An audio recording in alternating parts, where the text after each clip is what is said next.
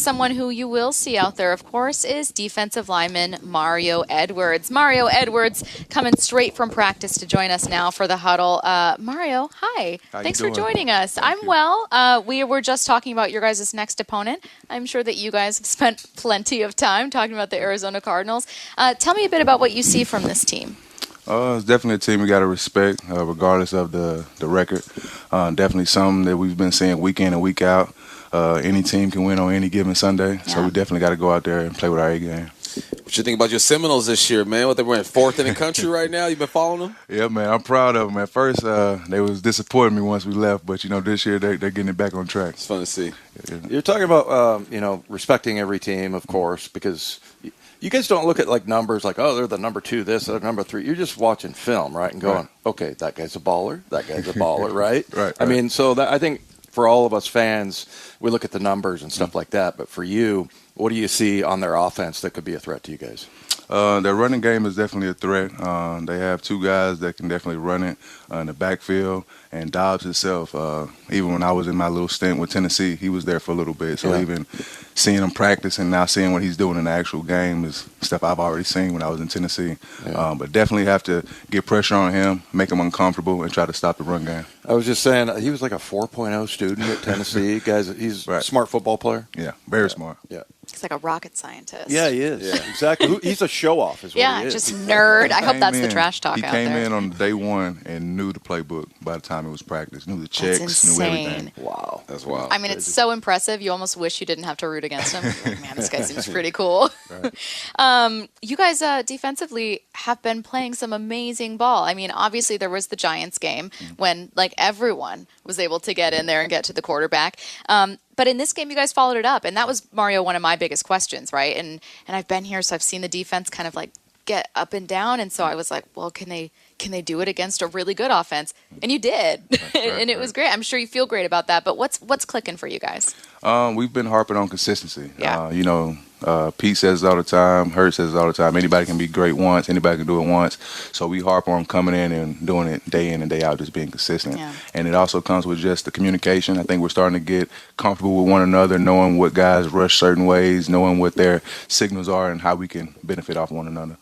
There's a good mix, I feel like, of veterans and rookies on that defense, man. What's the communication like with a veteran like you when you're talking to a rook first time in Cincinnati or something like that? What type of knowledge you bless them with? A lot of things are just keys or tendencies. We harp real big on listening to the offensive line. They may say something or give us a word, and we pay attention to what they've done. So if we hear that word again, we kind of know what to expect.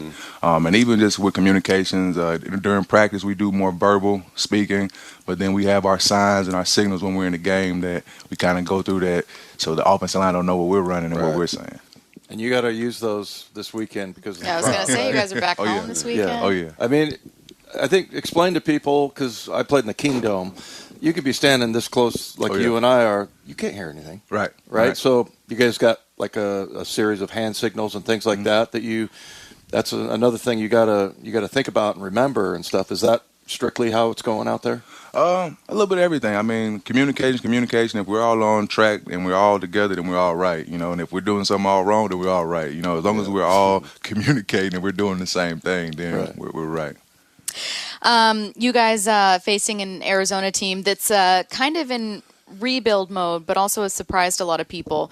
Have there ever been games that you've gone into where you guys were like expecting one version of a team and then they've been a different team that year and you're like, oh, like how do we get ready for that? Yeah.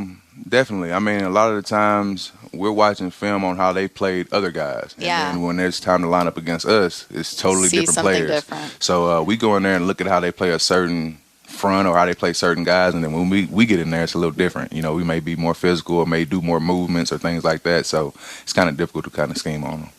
Well, week 7, I think we're in right now. How's the body feeling right now? I think people forget that. They watch y'all play, and you make it seem so easy out there when you guys are playing, man. But they don't know, like, it's the temple. You really got to take care of it. How you feeling? Feeling good, man. Actually, I got on a massage table about 6 last night, didn't get off to about 11 o'clock. So I make sure Wednesdays I get a lot of body work. And I think just being a veteran now, kind of understanding how to take care of my body, how to hydrate properly, get in the training room, feeling pretty good. Is there anything that took you a minute to give up when you were younger? Like, I remember we had Chris Carson, obviously when he was with this team in like his third or fourth year, he was like, I just gave up chicken wings for the first time.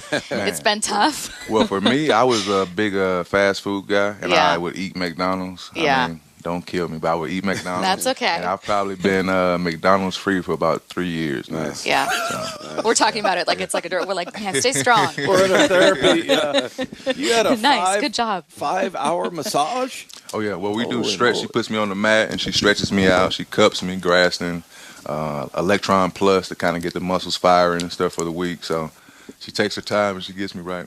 I never restricted myself from any fast food whatsoever. Can Played you a different honestly, time. though, like if you, let's say during the off season, you go and a couple days to McDonald's or whatever, can you feel it? Yeah. I feel it like more drowsy, but my stomach feels it the most. Okay. Yeah, it messes my stomach up the most. Yeah. All right. He is Mario Edwards. You have a big couple days ahead of you to prepare for this one, so we are going to let you go. We do appreciate you taking the time, Thanks, Mario, Mario. though. Thank you. Thank you for having me.